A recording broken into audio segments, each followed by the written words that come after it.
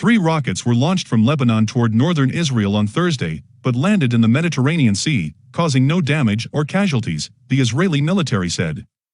The rocket firing threatened to open a new front in the escalating fighting between Israel and the militant Palestinian Hamas group in Gaza. The Israeli Defense Forces, IDF, in a Twitter post confirmed that 3 rockets were fired from Lebanon into the Mediterranean Sea off the coast of northern Israel. The IDF gave no details of who fired them. But 2 sources close to Israel's archenemy Hezbollah told the AFP the Lebanese Shiite group had no link to the incident. A short while ago, 3 rockets were fired from Lebanon into the Mediterranean Sea off the coast of the Galilee, Israel's army said in a statement. According to protocol, no sirens were sounded.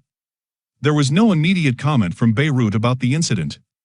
Israel fought a 2006 war against Hezbollah guerrillas, who have sway in southern Lebanon and advanced rockets.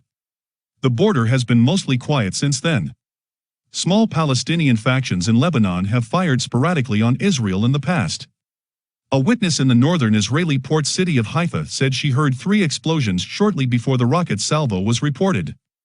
No sirens warned of the launch, something the military said was according to protocol an allusion to Israeli air defenses that ignore rockets set to hit unpopulated areas. The rockets from Lebanon came amid an escalation of fighting between Israel and Hamas despite international calls on both sides to scale back the conflict. Earlier Thursday, Hamas fired a barrage of rockets into Israel.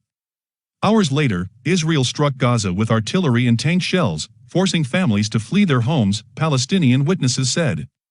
The use of artillery fire in Israel's 4-day-old offensive raised the likelihood of civilian casualties.